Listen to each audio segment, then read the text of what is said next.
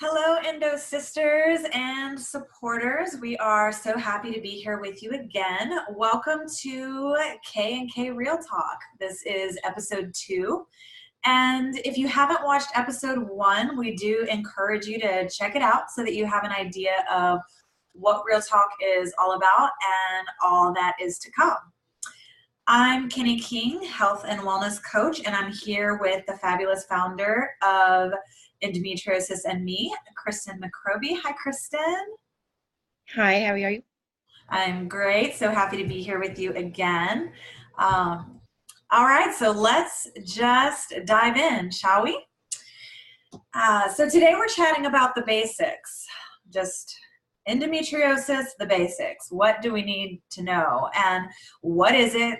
How is it diagnosed? And I know some of you have been living with your diagnosis for a while now, but we're seeing every day women joining who just received a diagnosis are looking for support and encouragement. So we want to make sure we're starting at the beginning and we're not leaving anybody out. So we're going to be, again, talking all things real talk. So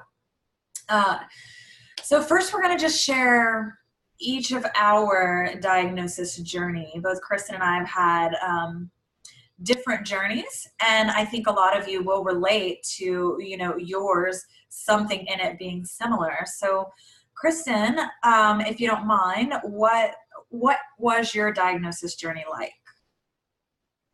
So for me, I think that I'd like to believe that I'm lucky in my diagnostic journey and that my diagnosis was pretty soon after the first onset of like the severe symptoms. So I was just at work one day, completely normal day. I felt like I was getting my period, so you get really crampy like that first day or two. So I just went on with my day, and then all of a sudden you start to feel worse, like I was dizzy and getting like the cold sweats and shooting pains in my pelvic area. So after that, like I tried to stand behind my office chair because I worked in a call center and just kind of like shake it off, walk around a little bit. Wasn't happening. So I went and told the supervisor that I needed to like take a moment. So luckily we had this little like first aid room in our office. So I went up there and I laid down to like just take a moment to myself, try and calm down, and the pain was not getting any better. So a friend of mine who was a coworker at the time, she on her break took me home and I tried to sleep it off and it was just not going away. If anything, it was getting worse. So when she was done her shift, she came, picked me up, and then we went to the ER here, the emergency room, and um, like it they originally thought it was an appendicitis. So I I was held there for probably just over 24 hours. They did every scan that I can possibly think of: CT scan, ultrasound, MRI, any like blood samples galore, and they couldn't figure out what was wrong because pretty much everything came back normal. So after that, I was sent to a specialist here who said, no, you had a cyst that burst, and I'm really sure that you have endometriosis. So fairly soon after that, I went in for the diagnostic surgery. Yes, I have stage 4 endometriosis, and it was one of the most severe, if not the most severe, that she had seen in her career. Um, After that, I was sent to a specialist who was like just focused on endometriosis in Ottawa, which is about 2 hours away from where I am. And um, he did a hysterectomy on me about 3 years later, and pretty much since then I've just been trying to manage symptoms as naturally as possible. I've been trying to get off of like medications and more towards natural paths. Mhm. Yeah. So as a part of your treatment, did you have a full hysterectomy, a partial? Um, Technically, it's a full because that I did keep my ovaries, but taking out the ovaries is actually a oophorectomy. So technically it's a full hysterectomy. Yeah. Okay. Okay. Yeah. Yeah. And geez, that's just I knew some of your story, but I didn't know all of it. And so, and I know that there's so many more pieces to it, but that main piece, that, diagnosis, going between just from the diagnosis to about 3 years later of the hysterectomy for the management, and then working through, holistic practices to continue to improve your holistic approach, which encompasses everything. But that's just it's just such it's exhausting. It's exhausting, and I know many of our endo sisters have also had hysterectomies and have also been going back and back to the doctor to just find some sense of relief. And my diagnosis journey, for an actual diagnosis, went on for about 12 years. Part of that was by my choosing. It was really a variety of reasons. I, I, I believe it was my late teens when it started. My mom had endometriosis, or has endometriosis, and I didn't understand exactly what it was. I just was familiar with some of the symptoms because of a lot that I'd been through with her. And so by that point in my late teens, like at 18, 19, I was pretty sure I had it. And there was a point, it was the first time that I felt brave enough, I guess. There's this interesting piece in endometriosis. Maybe it's becoming less and less, but I feel like for me at that point in my life, there was some shame around it. So I didn't feel confident or comfortable talking about it or advocating for my health when it came to a doctor. And so the first time I openly suggested to a doctor that I thought I had endometriosis, he looked me dead in the eye and said, "Oh, endometriosis isn't painful." And I sort of retreated. Like I felt stupid, first of all. And he just responded with, "Why don't you get on birth control?" And and after that, each time that I knew something's going on with my body that isn't normal for my body, and I would end up in the ER, and it seemed to become a bit of a joke. Like I stopped going to the ER at one point because I'd either, it almost seemed like doctors were treating me as though I was being dramatic, right? Like, "Oh, you have a heavy period? Oh, you have cramps?" Or, "Oh," and anything from, "Do you take vitamin C?" Like, because vitamin C it can increase the heaviness of your cycle. So I finally just thought, I'm not going back to the ER anymore because they can't help me. And then I just just contract into myself. I want to talk about it less, and I want to deal with it less. And then it feels very isolating. I'm assuming you felt that way too. There's just where you feel isolated. And so in 2012, I did explain all of my symptoms to my OB.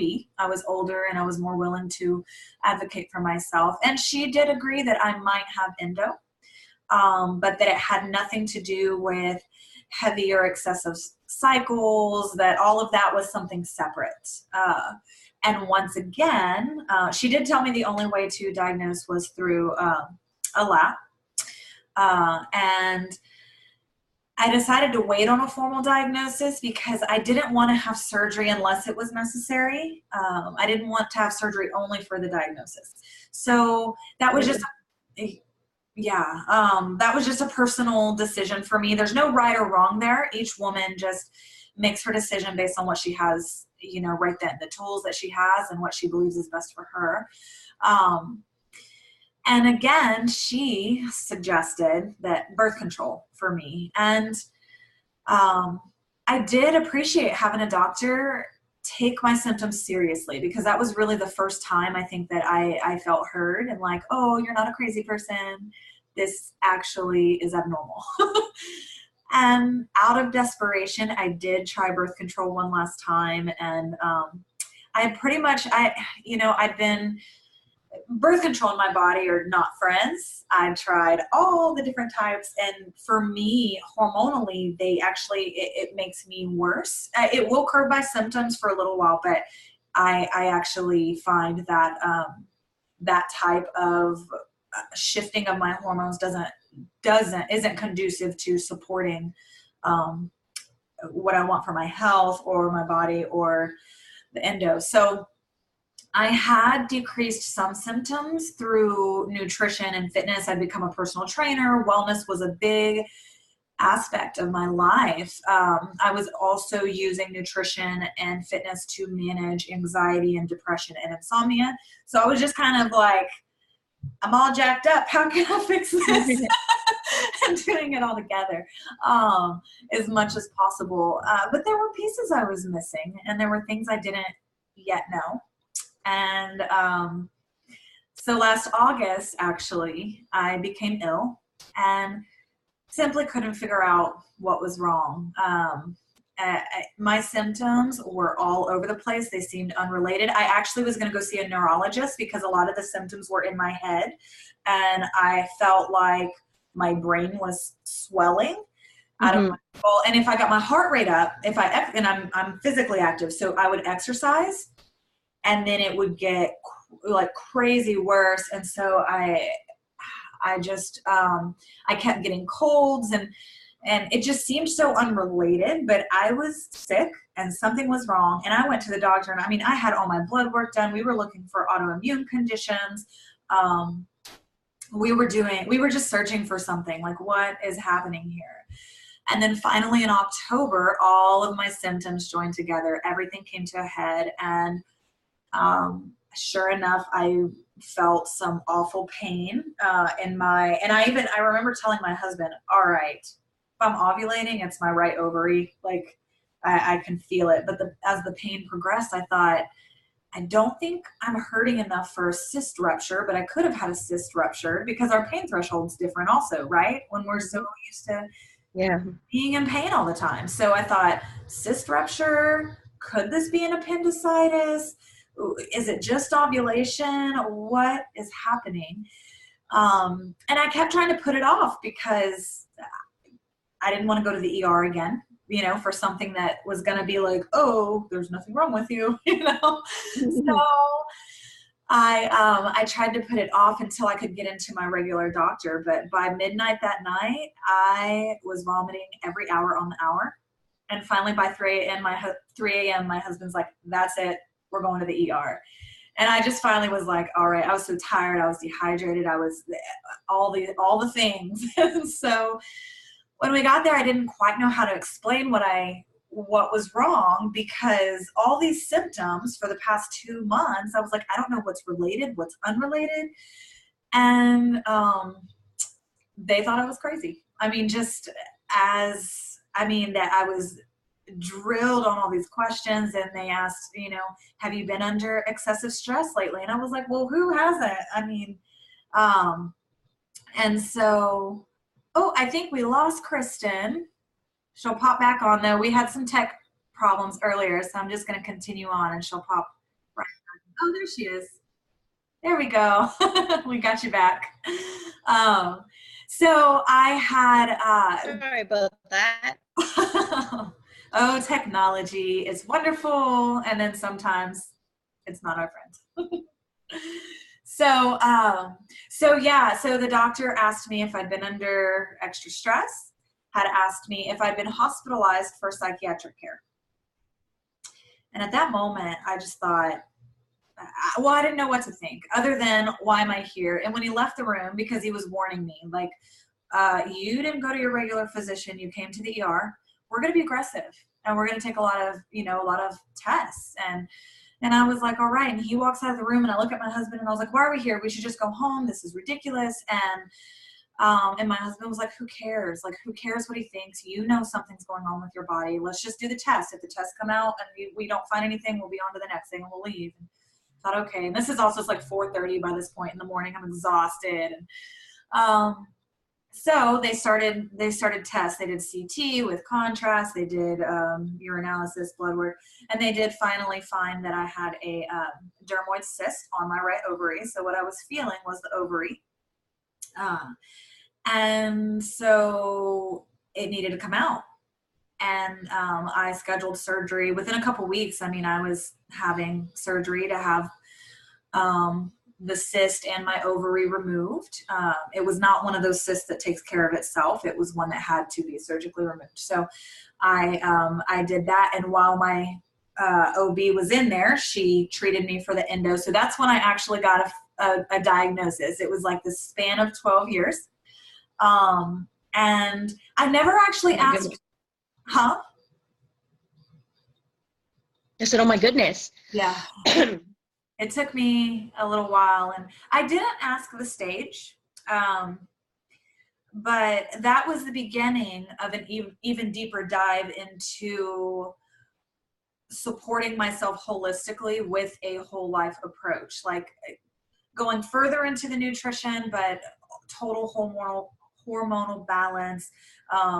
So that's where I really began to go, okay, I have choices here. I can make this better, because I would love to avoid additional surgeries. I'd love to avoid this stuff taking over my body.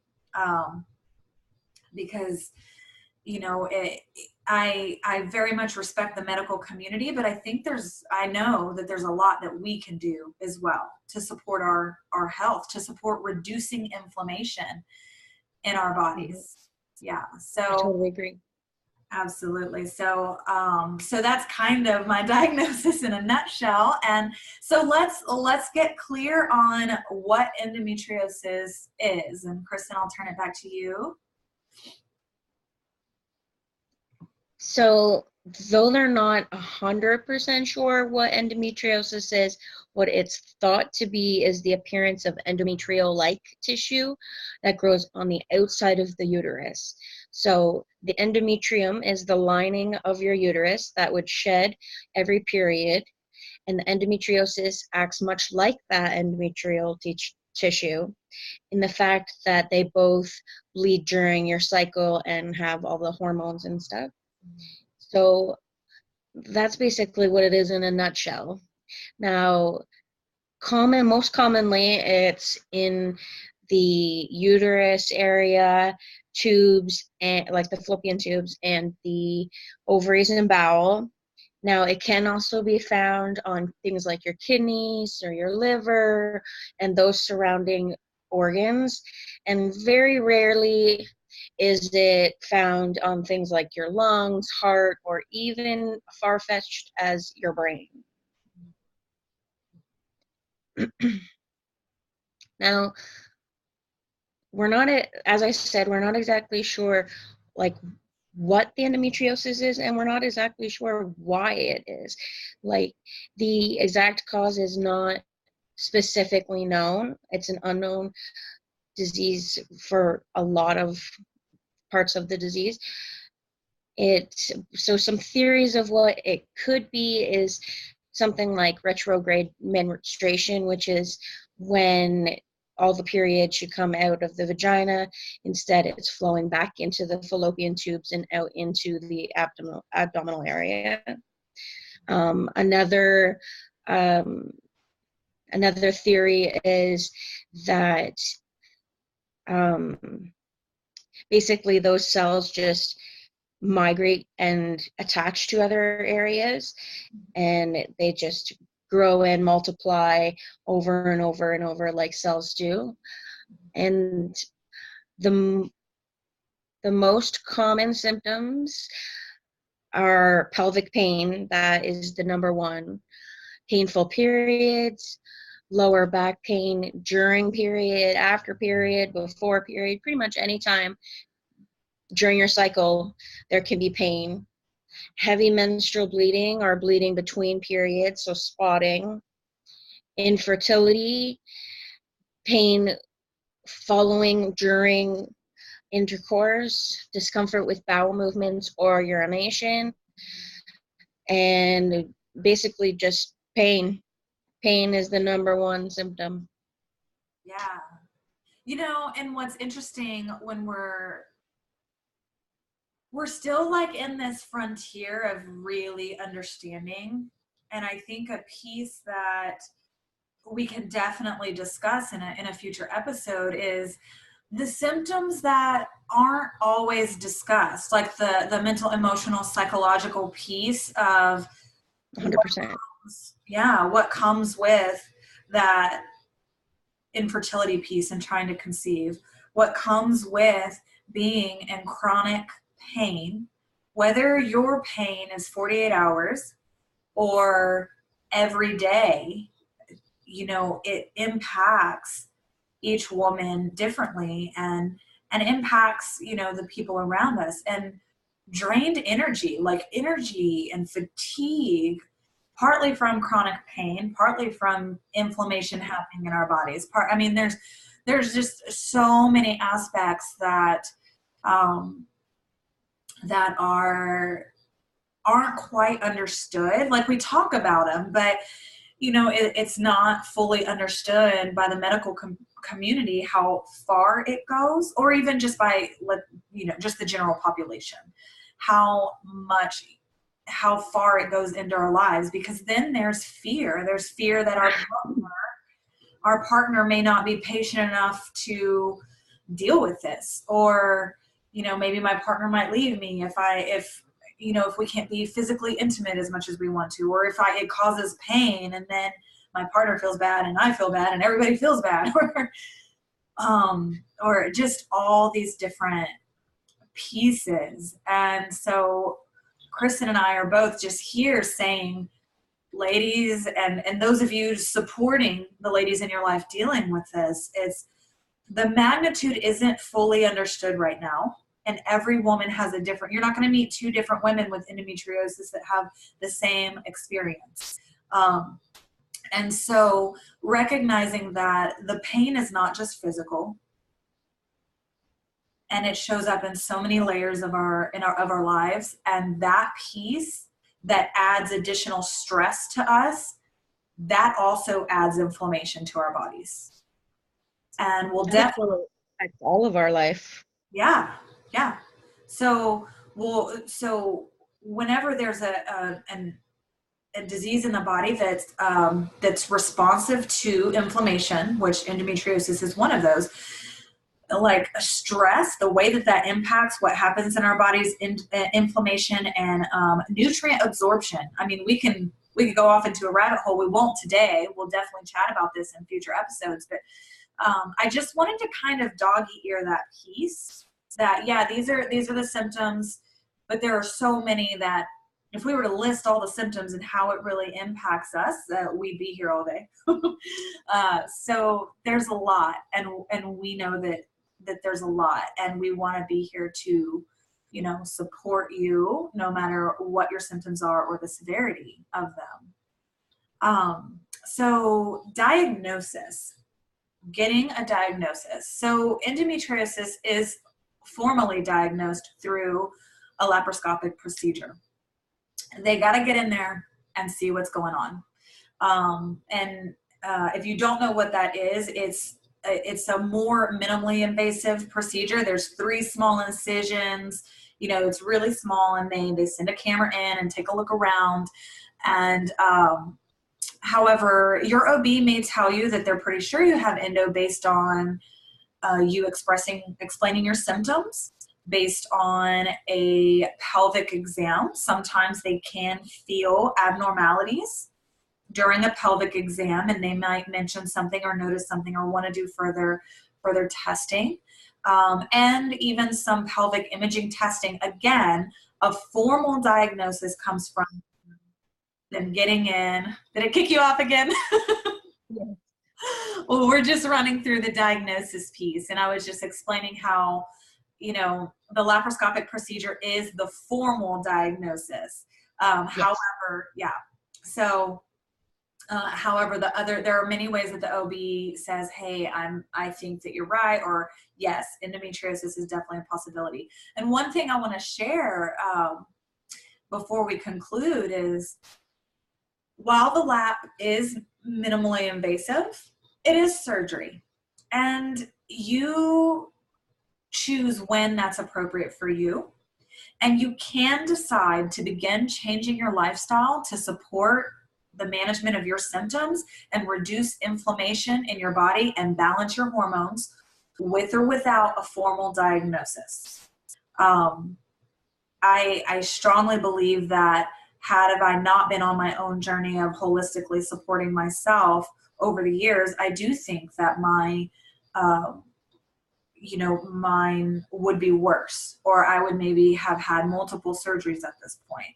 And again, this is not to say if you have had multiple surgeries, that's not like, hey, you're doing it wrong. There's no such thing as doing it wrong. It's how can we support each other to ensure that we're, like Kristen's shirt says, fighting like a girl.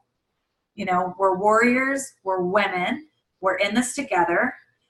I'm kind of done with women feeling like they're all by themselves here, like total isolation. It's not fair. So that's that piece. Is it doesn't matter what you've tried, what medications you're on, where you are. We just want you to know that better is possible, and we're with you on that journey if you want to be with us. So we're here for you. So those are the pieces for episode 2. Thank you so much for being here with us. As usual, we're going to have more to come. If you have any specific topics that you're like, I really want to hear about this on Real Talk, send us a private message. Let us know. We want to talk about what you want to talk about, and we want to talk about what we see you talking about on the page as well. So we're looking, we're listening, we want to be here for you. But please don't hesitate to say, hey, on Real Talk, can you chat about this? Because we'll get there. We will get there. So thank you so much again. We love you. Have a wonderful week, and let us know your thoughts and how this landed for you. So we will see you next Monday, guys. Take care.